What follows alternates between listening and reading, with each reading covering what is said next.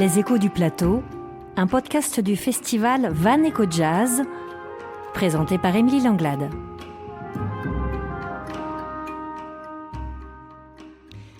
J'accueille sur ce plateau le chef d'orchestre du festival Van Eco Jazz pour un épisode un peu particulier conçu comme un interlude qui va nous permettre de relier différents actes du festival de Vannes et de l'agglomération.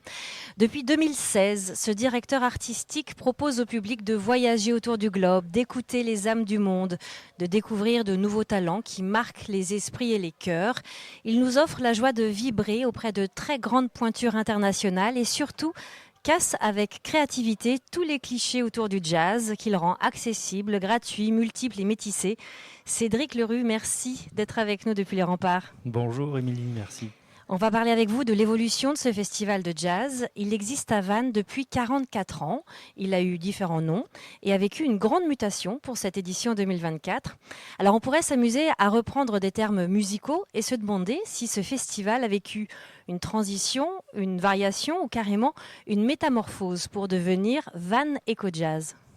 Ah, c'est une bonne question.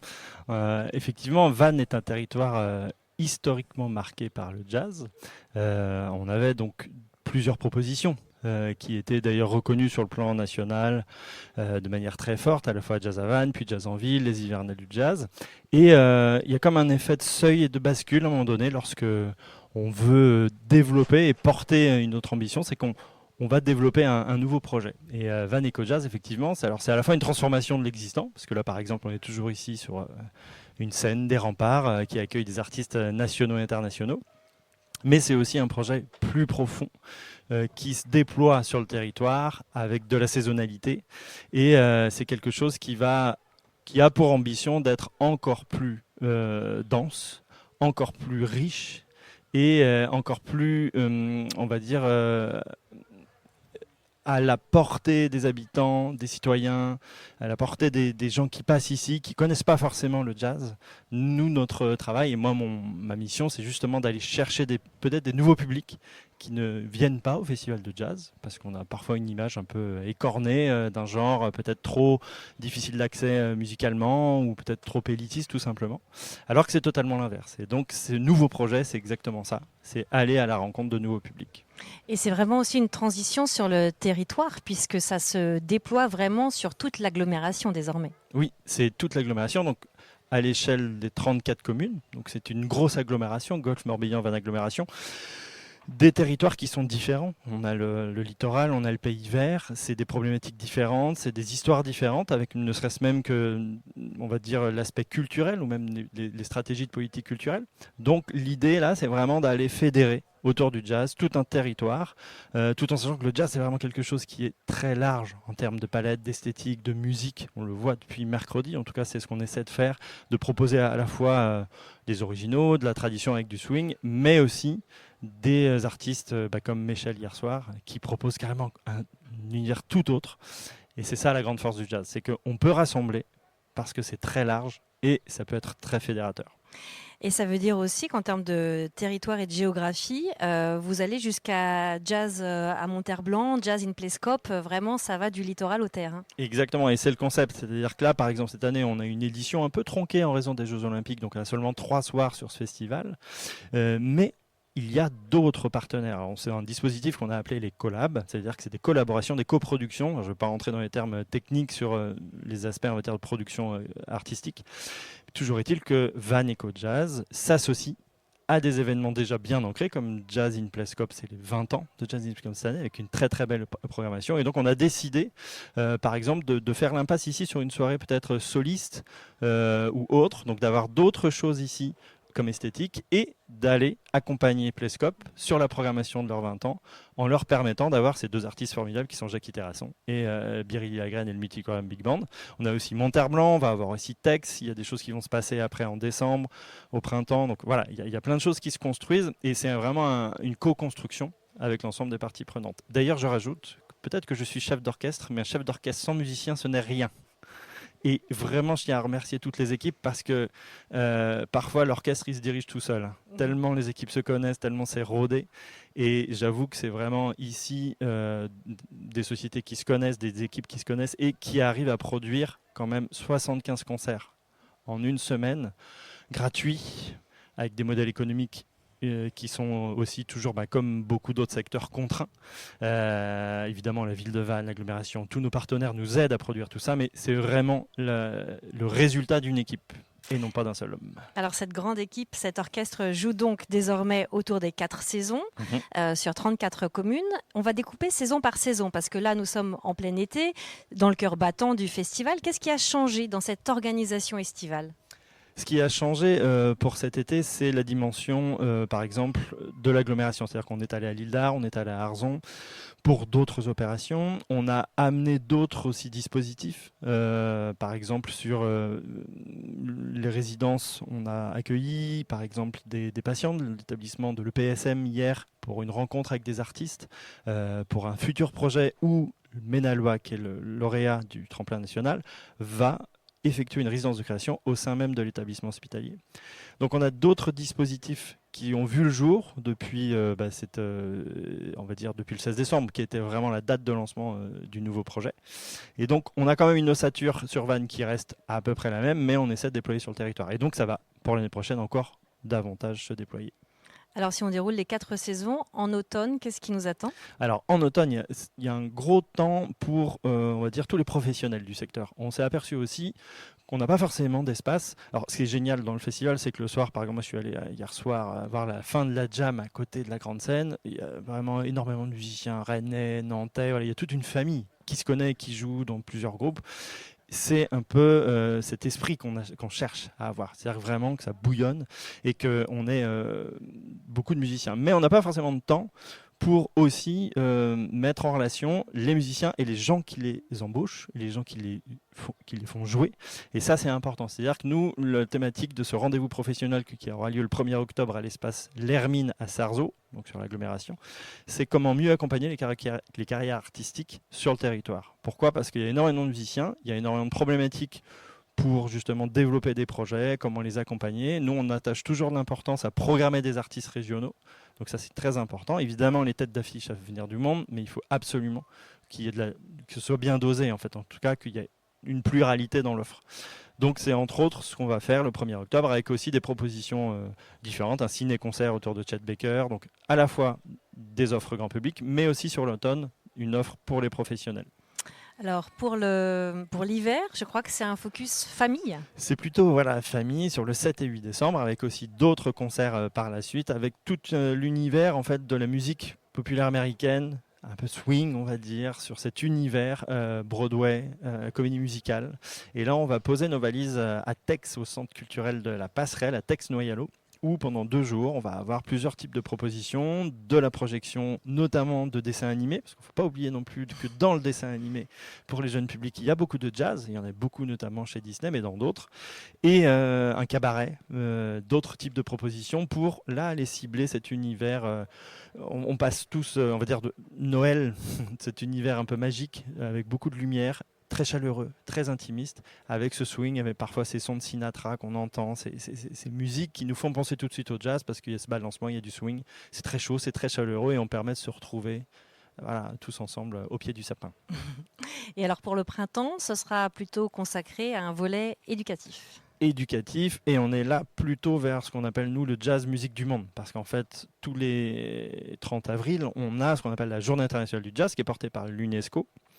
Et cette journée, dans le monde entier, alors elle ne cesse de prendre l'ampleur chaque année, elle permet alors à la fois des projets éducatifs, donc de la création avec des jeunes musiciens. Nous, par exemple, ça sera à Grandchamp, à l'espace culturel 2000, avec un orchestre symphonique et une création avec Michael Plion et Julien Dayan, en première partie d'un artiste de renommée nationale, mais dont je ne peux pas vous donner le nom encore, je fais un peu de teasing.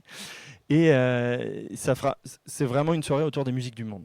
Et il y a à la fois ces musiciens qui vont jouer cette création, mais aussi des jeunes élèves de CM1, CM2 qui auront réalisé des podcasts sur une fiction radiophonique qu'est-ce que le jazz, on appelait ça du jazz sur les ondes, c'est qu'est-ce que représente le jazz pour eux, et en fait ils écrivent une histoire. Et donc là on a eu cette année une petite histoire par exemple d'un petit écureuil qui monte dans un arbre, dans l'arbre du jazz, qui prend un ascenseur. C'est génial. Et qui découvre en fait que des racines du jazz, de negro spiritual, de tout ce qui traite aussi des problématiques sociales et historiques. Le jazz c'est quand même quelque chose qui a vécu des heures, la naissance du jazz c'est sur des heures sombres quand même, avec ses discriminations, ses privations de liberté, et les élèves ont pu découvrir jusqu'à aujourd'hui, jusqu'au hip-hop, tout ce cheminement et toutes ces ramifications, ces feuilles, ces branches, ces arbres qui font que le jazz est une musique plurielle. Voilà pour le calendrier qui nous permet de vivre le jazz dans le Morbihan tout au long de l'année. Pour la ligne artistique, qu'est-ce qui a changé? Est-ce que vous gardez le même groove, la même cohérence et continuité dans votre programmation? Nous, toute l'équipe, je parle encore au pluriel, mais l'idée c'est vraiment d'avoir une proposition large, donc de toucher un maximum de public, de proposer du jazz, on va dire pas traditionnel, parce qu'il y a de la musique trad, comme l'autre jour on était sur les marches de la mairie avec ce bal swing, donc là on est dans le trad, de la musique swing, des créations, et on élargit petit à petit. C'est-à-dire que l'idée, c'est d'avoir encore plus de palette artistique et d'aller vers les musiques actuelles. Parce qu'on voit bien aujourd'hui que dans les créations que font les artistes, quels qu'ils soient, il y a encore plus d'emprunts à d'autres styles de musique qui existent. Par exemple, si je prends le cas d'Anne Passeo, qui est l'année dernière, on sent bien les influences pop. Si je prends Gogo Pingouin, on sent bien aussi qu'il y a de la musique répétitive qui peut venir, par exemple, des influences de Steve Reich ou autres, ou de ST, par exemple, des formations qui vont chercher et qui vont proposer une hybridation, ce qu'on appelle nous, alors c'est pas forcément un mot très très beau, mais une hybridation musicale. Et donc dans la programmation artistique, c'est ce qu'on cherche à faire, c'est-à-dire aller chercher les nouveaux sons et diversifier au maximum.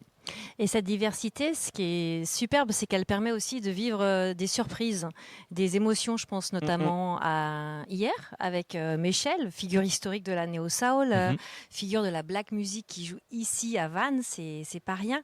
Ou une des grandes claques que moi j'avais vécues, c'était en 2022 avec le groupe Koutou et ses chanteuses éthiopiennes. On a vraiment la chance de vivre des moments inattendus avec des musiques qui viennent vraiment de très loin et qui sont pour nous habituellement vraiment inaccessibles dans nos corps. Et effectivement, c'est un autre rapport. Alors, il y a plusieurs choses qui font qu'on essaie de développer un autre rapport à la musique, et notamment au jazz. C'est déjà le format, parce que c'est très accessible. On est sur un site magnifique, c'est ouvert, ça bouge. Je ne crois pas me tromper en disant que le public va de 7 à 77 ans, parce que c'est quand même un truc très large en termes d'âge et de provenance d'ailleurs, parce qu'on a à la fois des habitants, mais aussi des gens de passage qui découvrent le Morbihan. Et ça, c'est très important pour nous. Et moi, dans la programmation, c'est ce que je cherche, c'est une diversité. C'est vrai que chaque soirée est différente. On essaie, alors on ne fait pas évidemment du 100%, et puis on prend des risques aussi musicalement. Et les artistes prennent des risques, nous aussi on prend des risques, parce que parfois, ce n'est pas forcément ce qu'on attend.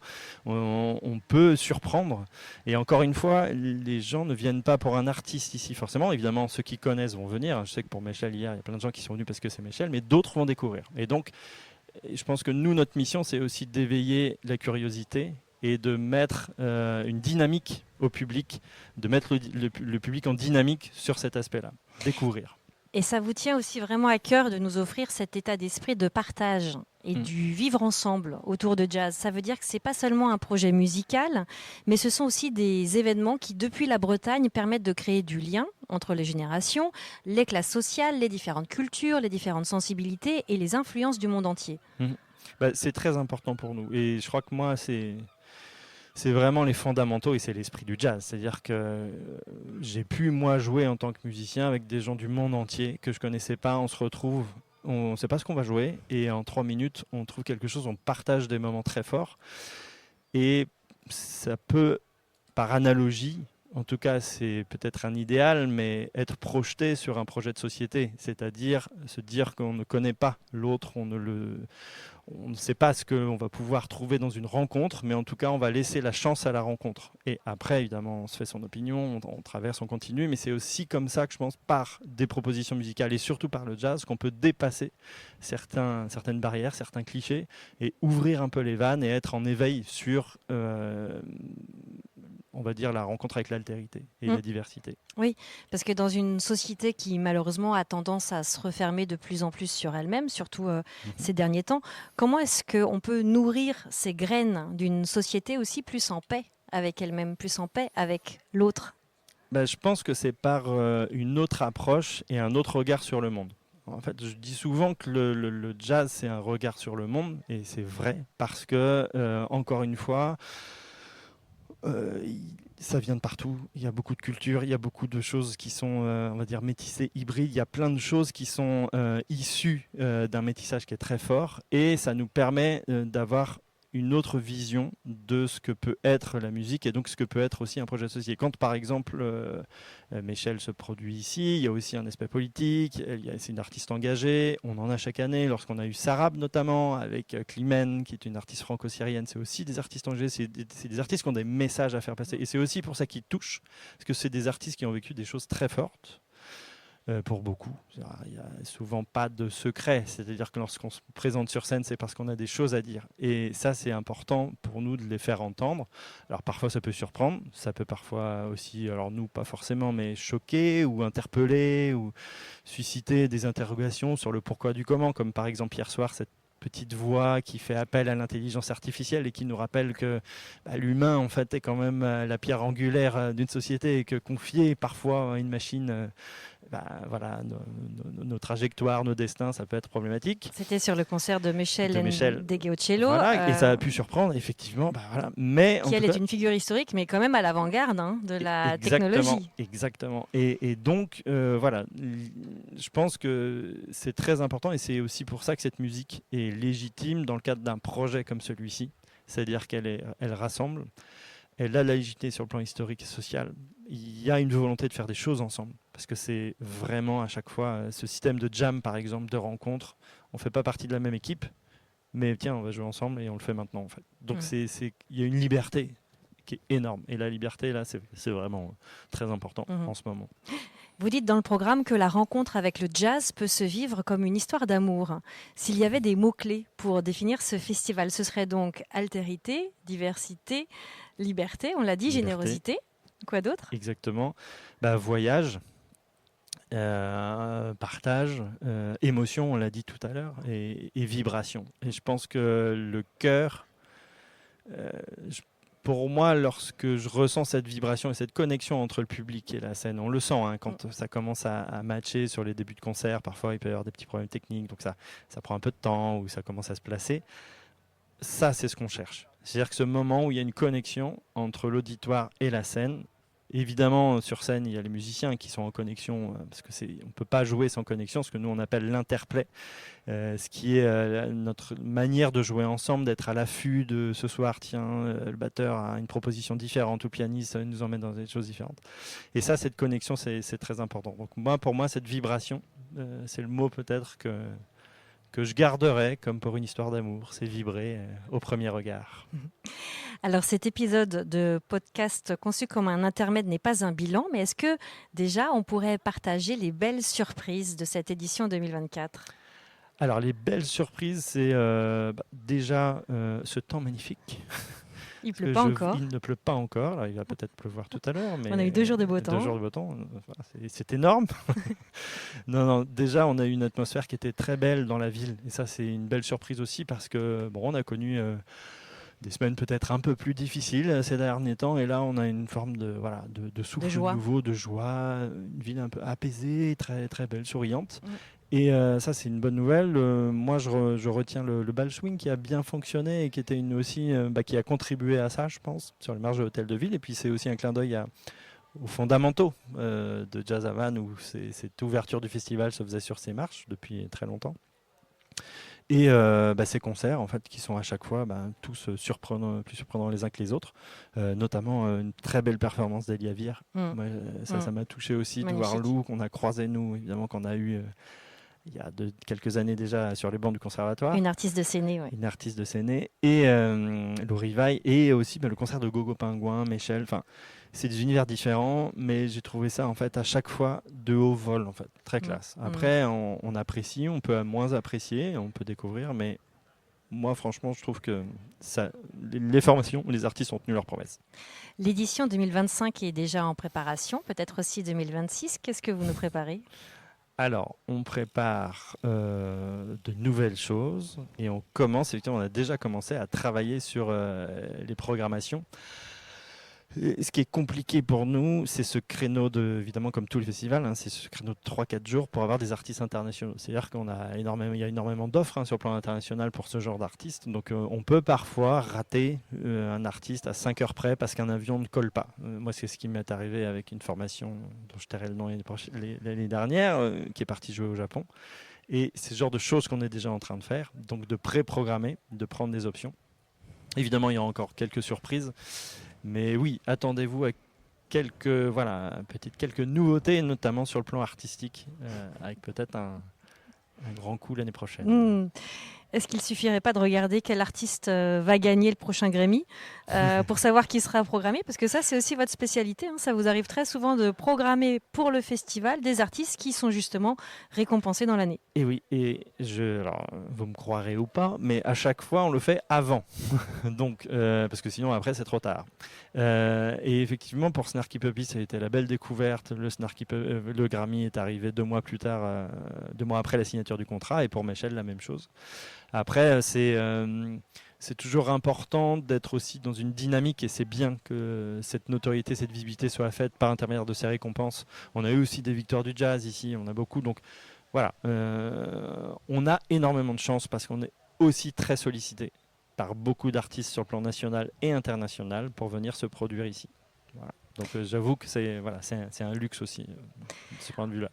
On pourrait, pour terminer, ouvrir sur la vision lointaine pour le territoire et pour les artistes et peut-être évoquer le rythme, l'Institut de recherche pour les musiques transatlantiques qui va jouer un rôle de choix dans ce nouveau chapitre de Van Eco Jazz. Alors oui, donc il y a Van Eco Jazz qui est le projet porté par l'agglomération et la ville de Vannes et donc RIT. Et RIT, pour sa part, prend toute la partie création artistique. C'est-à-dire que nous, on considère qu'un festival, c'est aussi un lieu où la création doit avoir son espace et doper, amener en fait des moyens, avoir des artistes en création sur le territoire, c'est très important.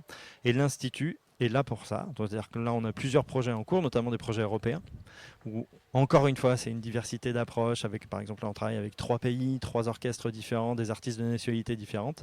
Et l'idée, c'est de les avoir sur le territoire et de travailler la création, de rencontrer aussi des publics, des scolaires, de participer et de vivre un projet sur le territoire. Donc le rythme est là pour ça et sa mission vraiment qu'elle continue à faire, c'est d'accompagner les résidences de création artistique et aussi un travail de recherche. Alors là, on ne va pas rentrer non plus dans les détails, mais sur l'ethnomusicologie, c'est comment on va dire, travailler et aller chercher les origines sociales des pratiques musicales, et savoir comment ces musiques sont nées, comment elles ont été vécues, comment elles se sont transformées au fil du temps.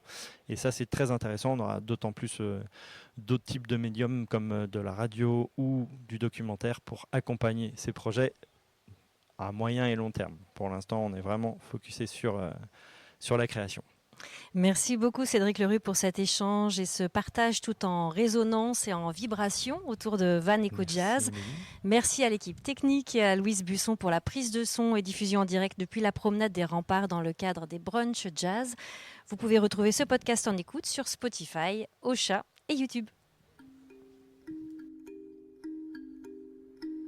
C'était Les Échos du Plateau, le podcast du festival Van Eco Jazz. Musique du générique Walking in the Air, un titre composé par Howard Blake et arrangé par le groupe Eliavir. Retrouvez toutes les informations du festival sur le site www.vanecojazz.bzh.